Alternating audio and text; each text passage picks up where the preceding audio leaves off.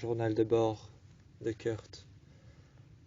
Alpha d'une des premières meutes à avoir été créée.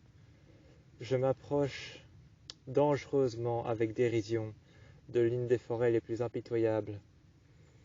Aujourd'hui, premier jour, je m'approche avec dérision de cette forêt, ayant entendu qu'un alpha solitaire, a disparu. C'est avec dérision que je m'approche de cette forêt, ayant entendu que cet alpha n'avait aucune meute, ayant relativement pris la décision de renier tous ses semblables, je m'en vais à la recherche de cet alpha secondaire. C'est le jour 1. Nous sommes au jour 1. Il est 1 heure passée. Je m'approche avec dérision de la forêt, espérant retrouver cet alpha qui a renié toute sa meute, laissant pour seul juge comment il allait investir pour la suite.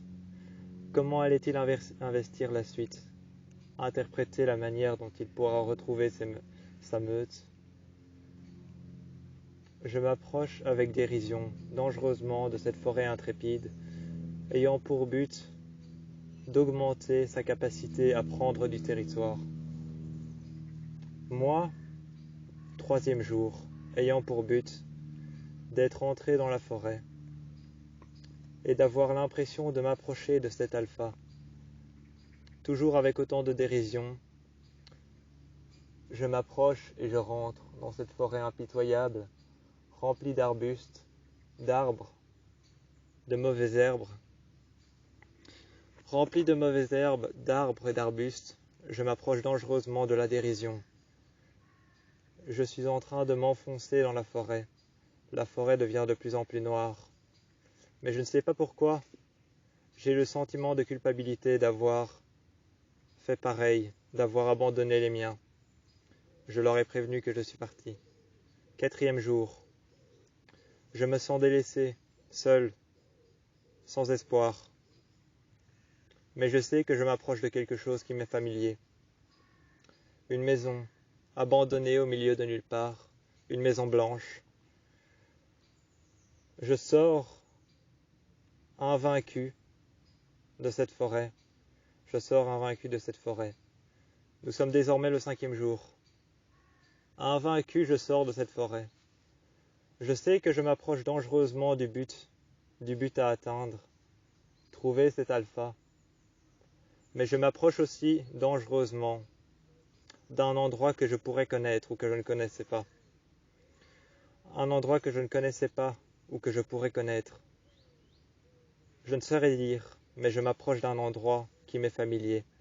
Une grande maison blanche dans la forêt, éclairée la nuit, reflétant la lumière des parois et des murs qui sont blancs le jour.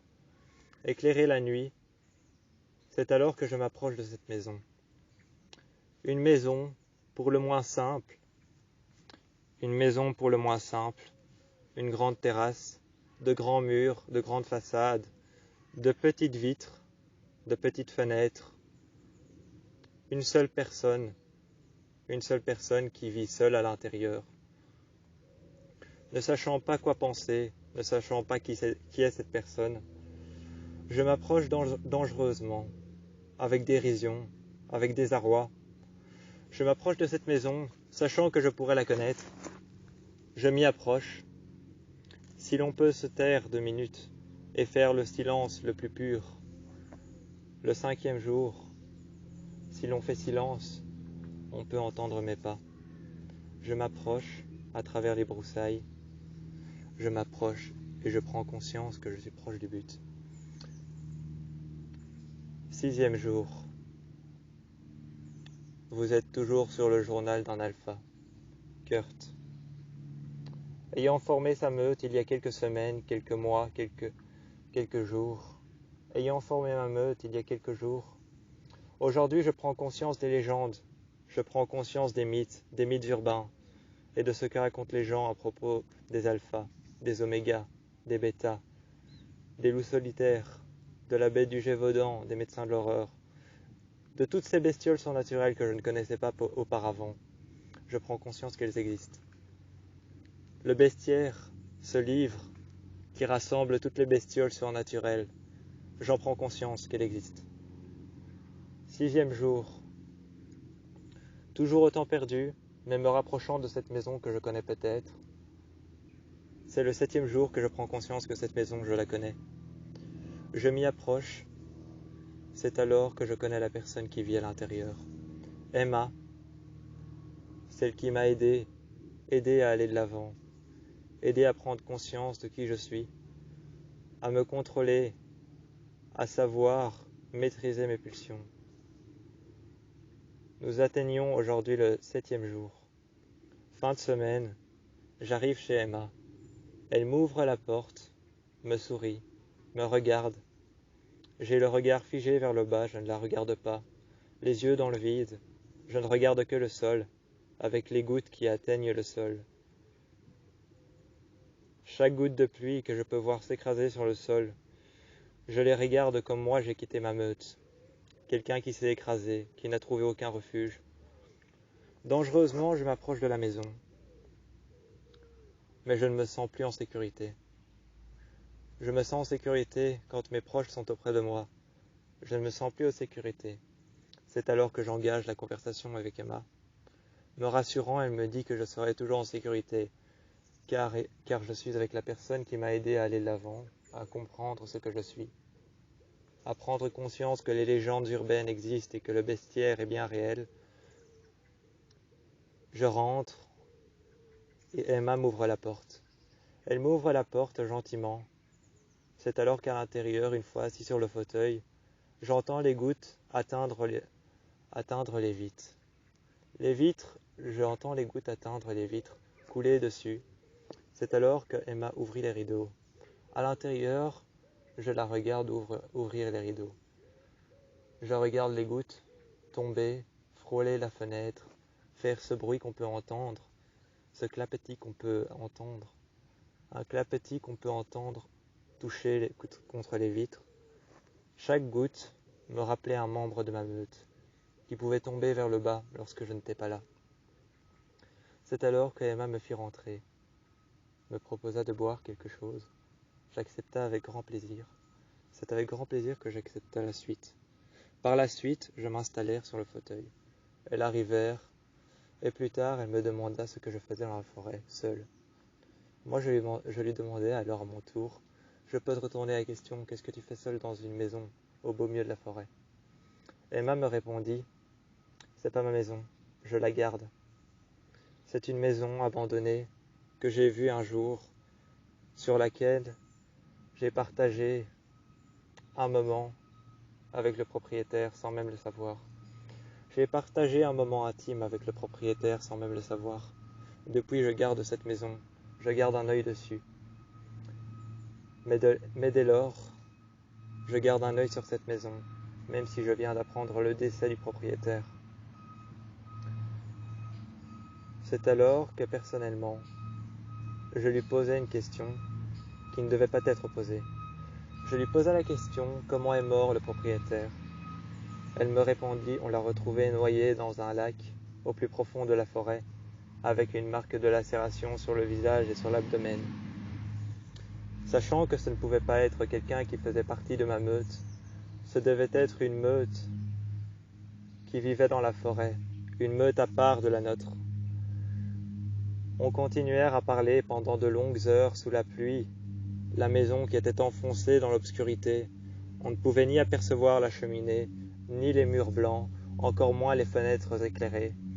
On parlait autour d'une tasse de thé, et c'est alors qu'elles me racontèrent tout sur l'histoire de ce propriétaire, de cette maison qui avait été abandonnée pendant des mois et des mois, qui avait été le refuge d'une meute. Cette maison avait été le refuge d'une meute, ayant laissé pour trace un triangle dans lequel on pouvait apercevoir un triangle dessiné, un troisième triangle au milieu coloré en noir, sur lequel on pouvait apercevoir une ligne qui traversait l'entièreté.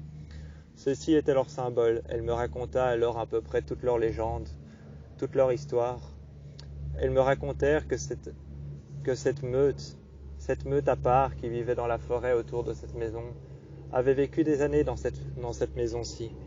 Ayant vécu des années dans cette maison, elles me racontèrent que cette meute était une meute solitaire, de loups solitaires qui chacun pour eux-mêmes avaient leur propre loi. Ils n'avaient pas de chef, ils n'avaient pas d'alpha, c'était juste une meute d'oméga qui vivaient ensemble, des loups solitaires qui avaient chacun leurs propres règles.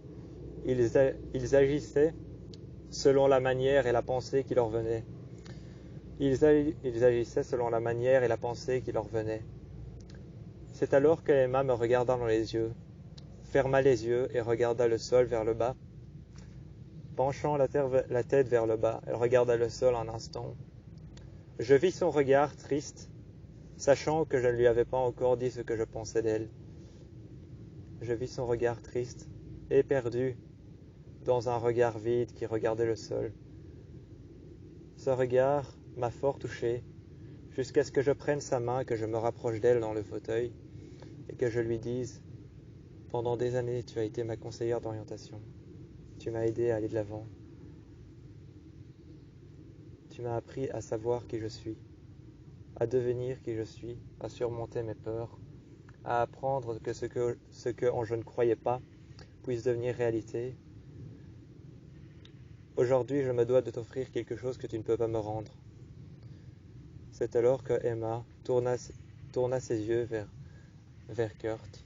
Tournant ses yeux vers Kurt, relevant la tête, regardant vers le haut, elle lui demanda quoi. C'est alors que Kurt prit ses cheveux, les releva, lui pencha la tête et lui dit « Ferme les yeux, ne pense plus à rien. Ferme les yeux et oublie tout ce qui peut te déranger.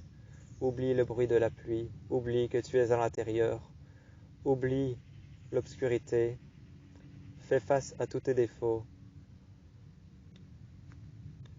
fais face à tout ce qui a pu te déranger jusqu'à maintenant. Ferme les yeux et oublie tout ce qui peut te faire défaut. Et maintenant, penche la nuque. » C'est alors que Kurt ouvrit la bouche, sortit ses crocs acérés qui maintenaient alors C'est alors qu'il sortit ses crocs acérés qui maintenaient alors le cou de Emma. Il enfoncèrent ses dents, la mordit, lâcha alors avec sa mâchoire, il réouvrit et lâcha sa nuque et lui dit « Tu as senti quelque chose ?» Emma se retournèrent, touchèrent son cou, regardèrent sa main avec un peu de sang, du sang qui coulait le long de ses doigts, de son index, de son majeur, de son annulaire. Elles regardèrent les gouttes de sang, lui demandèrent ce qu'il lui a fait, alors qu'elle n'avait rien senti. Elles lui demandèrent « Qu'est-ce que tu m'as fait ?» C'est alors que Kurt, qui rentra ses canines, qui étaient pleines de sang, rentrant ses canines qui étaient pleines de sang, le sang s'essuia contre ses lèvres, et c'est alors qu'avec sa bouche et ses lèvres, il passa sa langue sur ses lèvres, afin de goûter le sang de Emma. Il goûta au sang de Emma pour pouvoir savoir si elle serait une bêta, une oméga ou une alpha, si elle pourra un jour devenir une alpha. Et c'est alors, en passant sa langue sur ses lèvres, ils la regardèrent et il lui dit « Maintenant tu fais partie de ma meute. Tu es une personne que je considère comme un membre à part entière de ma meute. Et je sais qu'en goûtant ton sang, tu es une oméga. Tu es mon oméga à présent. Je vais t'apprendre tout ce qu'il faudra pour que tu deviennes ce que tu vas devenir. Mais tu fais membre à part entière de notre meute. Je t'ai offert une rédemption. Tu n'es plus celle que tu crois être aujourd'hui. Tu es un membre à part entière de ma meute. Aujourd'hui, tu fais partie de moi. Tu fais partie de notre meute. Tu es un loup comme tous les autres. Tu vas apprendre, tu vas guérir, et tu vas apprendre à savoir ce que tu dois savoir sur le bestiaire, sur les anciennes légendes, les mythes urbains. Tu vas apprendre et je vais t'enseigner. Tu es maintenant la personne sur laquelle je compte pour pouvoir me rendre l'appareil. Tu es la personne sur qui je compte pour pouvoir me réorienter lorsque je vais mal. Tu es la personne sur laquelle je compte pour pouvoir me réorienter lorsque je suis perturbé, perdu, ou que je ne vais pas bien émotionnellement. Tu es cette personne-là, mais tu fais partie à part entière de notre meute. Tu es un oméga, je vais tout apprendre sur les mythes urbains, les légendes et le bestiaire. Malgré que tu l'as déjà fait bien avant moi, je vais t'apprendre plus que tu ne l'en sais. Aujourd'hui, je te considère comme membre à part entière. Ce soir-là, Emma suivit Kurt dans l'obscurité. Ils s'enfoncèrent dans cette forêt vorace, ayant pris du territoire durant le temps qu'ils avaient parlé à l'intérieur. Ils s'enfoncèrent dans la forêt, dans l'obscurité, voyant quelques corbeaux, quelques corneilles, ainsi que des aigles qui contournaient les champs, des aigles qui volèrent en rond, des rapaces qui volèrent en rond, traquant leur proie à travers les champs, pouvant apercevoir que leur proie était une souris. Elles voyaient les aigles royales, les rapaces tourner en rond, traquer leur proie, ainsi que des corneilles qui s'échappèrent des branches, qui laissèrent un bruit terrifiant, qui volèrent à travers la forêt. Ils s'enfoncèrent dans l'obscurité, et c'est alors que Emma se rendit compte qu'ils arrivèrent devant un endroit sombre et obscur. Et c'est à travers cet endroit sombre et obscur, une ruine abandonnée, que Emma vit apparaître des yeux jaunes dorés apparaître dans l'obscurité,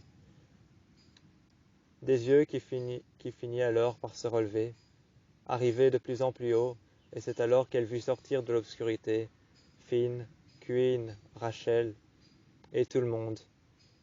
C'est alors que Rachel se mit à côté de Kurt à sa droite, Queen à sa gauche, et c'est alors que Finn arriva sur le côté. Kurt était tout devant, lui prit alors la main. Emma passa alors au-dessus d'une branche qui était tombée, regarda Kurt et lui dit « Et maintenant ?» Kurt lui répondit « Tu es membre à part entière. »